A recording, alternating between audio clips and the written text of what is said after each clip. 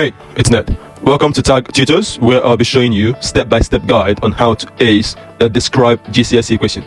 This applies for all specifications, AQA, EdXL, OCR, it doesn't matter. Get a pen, a paper, and listen. Describe the event that takes place in the onion cell during interphase. Step 1. 2 marks. I need to give 2 points. That is what 1 mark each. Step 2. What does the keyword mean? Keyword describe. What does describe mean? It says state the facts. Facts about what? Facts about what I know about what cells do during interphase. My first point, I know that during interphase, the DNA in the cell replicates. Or I can say the DNA has copied itself.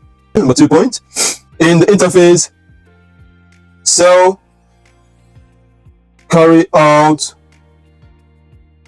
normal cell processes.